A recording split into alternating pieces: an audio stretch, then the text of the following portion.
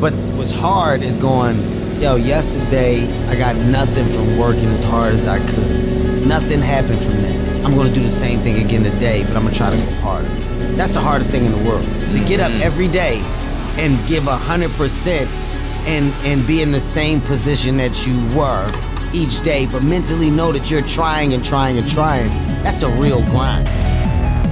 So if you're here, it's because you broke this line and it sucks. This job is not as difficult as I thought it was gonna be, but it is in a pretty tight spot and you're gonna get tore up a little bit. Let me go show you. I've already got the bolt out. I wanted to get it out so I can actually tell y'all where it's at and how first, and a little easier explained than trying to stumble to figure it out. So let's flip the camera around. All right, so that line, if in our last video, it broke, it was right there. It's gonna run around and that's it right there. It's gonna dip down and it's gonna have been in that little saddle. Now, if you didn't watch my last video on doing the water pump, we're in here doing the water pump, which you probably are too. I don't know why else would you break that line. To get that bolt out of that saddle right there, you go from the bottom and you'll go straight up. I believe that was an E12 to get that bolt out. That is, yes, an E12 from the bottom, and you would use the combinations, if you didn't watch the last video, extensions and a wobble on the end of it, or a swivel on the end of it, and it's pretty much straight up, a little bit of an angle, and you can nail it. Then your line is gonna wrap around and it is gonna disappear back here on the side. Now where it actually goes is right there. That's the top. That's not the one we're getting, but the one underneath, that's the one we're getting. So I'm gonna drop a cell phone footage that's really rough right now of where I snuck my cell phone down there to see it, and you'll be able to see how it's hooked up.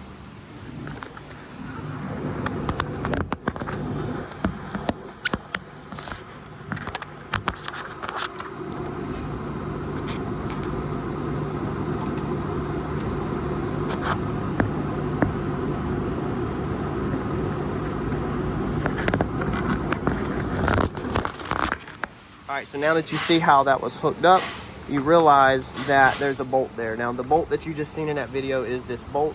That is also gonna be an E12. So that's gonna be the same socket, E12 like that. So what I did was I used a long 3/8 extension, okay, with the flex head on the end of it. Didn't really need the flex head, but you need a long one so you can get to it. And I actually come in from like this over here.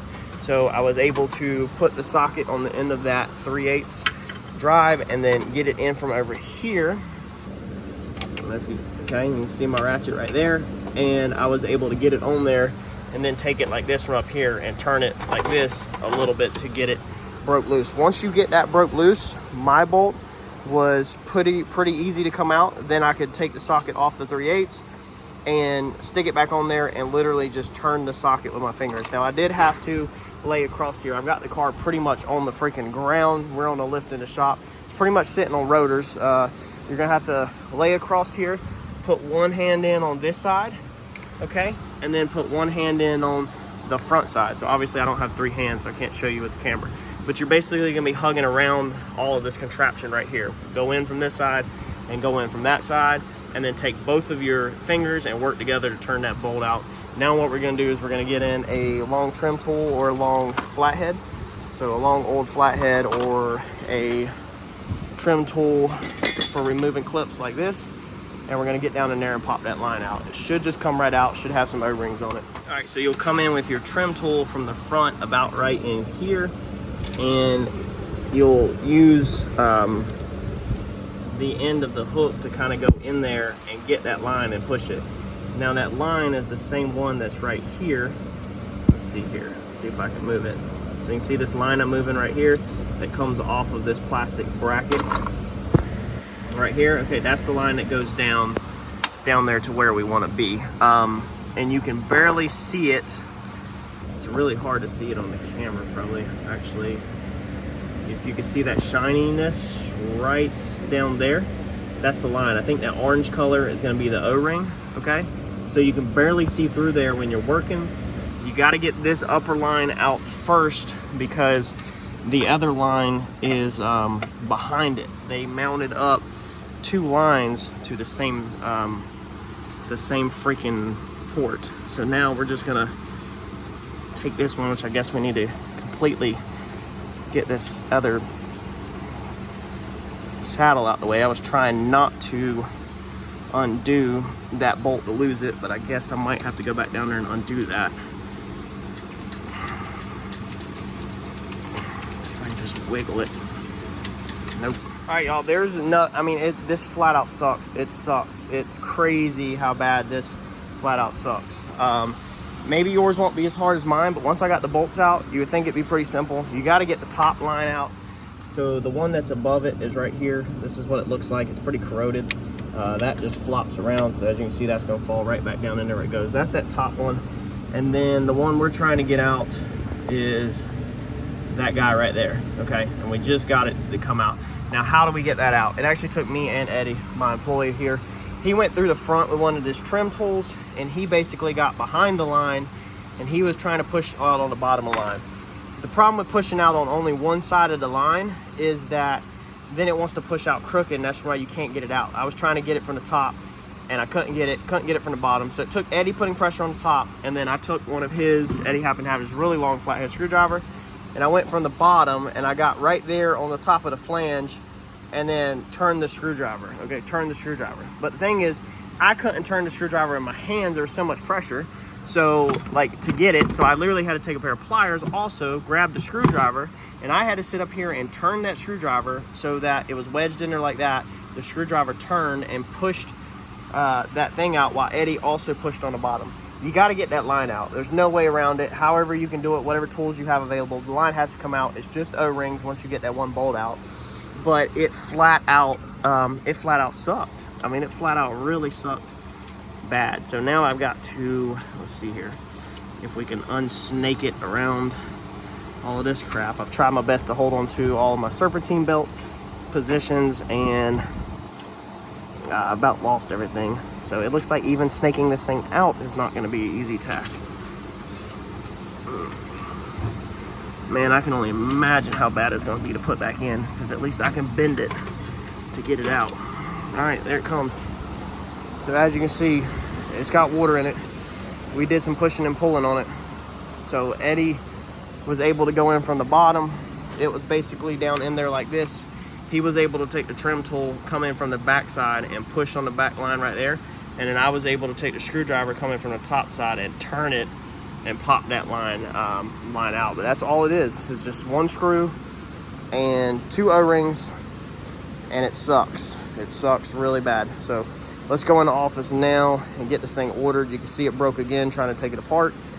I don't know why they didn't make another connection like here or something, but let's go see if we can get this new one and get it put in as soon as it comes in. All right, so our new line come in, and this is going to be the Dorman part numbers or turbo feed line.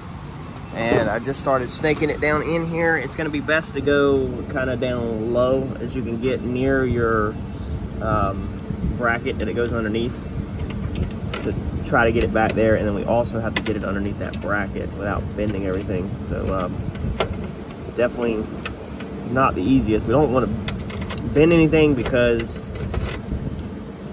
that's if it's bent, then stuff doesn't sit right, and then it's more aggravation.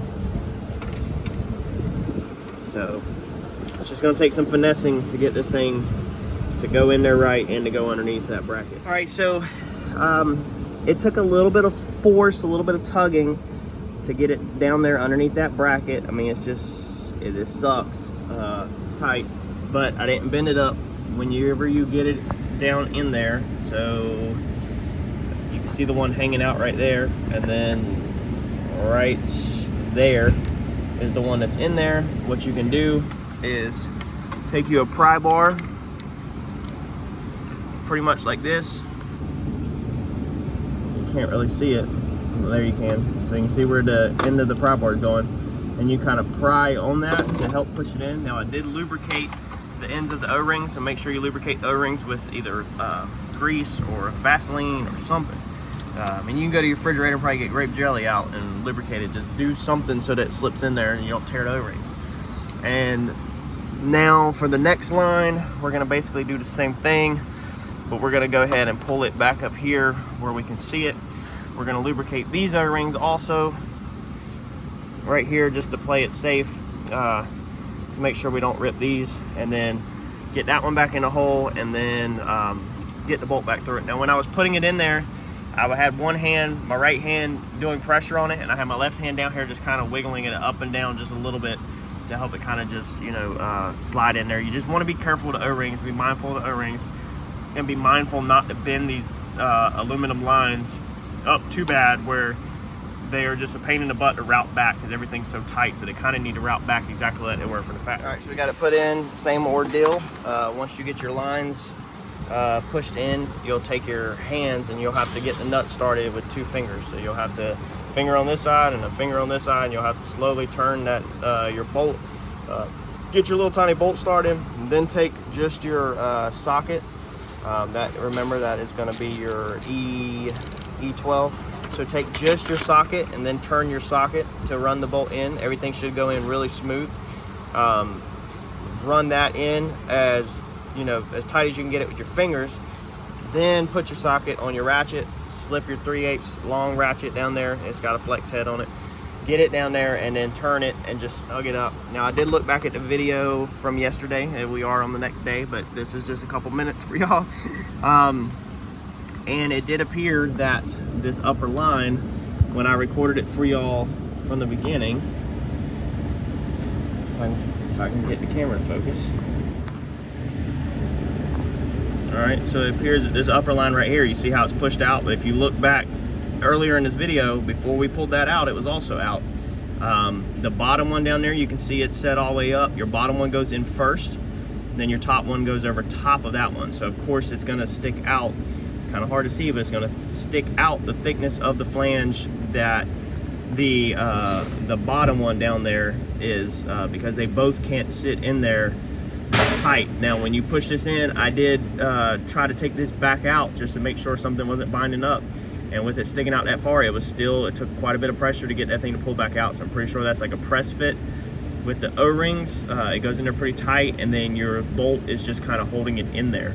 It's not sealing at that flange with that gap. The O-rings are actually what make it seal. If there is any issue, there will be more to this video, because I will show y'all how to fix it. So if this video just closes out like this and no more to it, then that means that it's sealed up and it did not leak and everything's good to go. So when we're putting this new line on right here, this new line, it was rolled a little bit too much this way. So it was rolled too much this way. So what I did was I took my big pry bar and I basically come over here, and where our line that this is the line we replaced in the other video, the one that broke. I did a separate video on this line. You push that forward a little bit and you can pull it up, and then that helps it rotate just a touch. Now it still has to be inside this piece right there. So if you remember, that's our little cradle that these 2 lines go in. So it still has to sit inside of that line, but you might have to mess with this end a little bit to kind of get it straighter. Now it wasn't perfectly straight, but it was decent enough where I felt confident about it. You don't want to twist this thing, because this plastic tubing can break, you know, or rip, but you might have to just turn it a little bit. I believe that once this motor gets hot and this plastic gets hot and hot water runs through it, I believe everything's going to relax. So as long as you don't break it putting it together, then I feel like everything will be perfectly fine.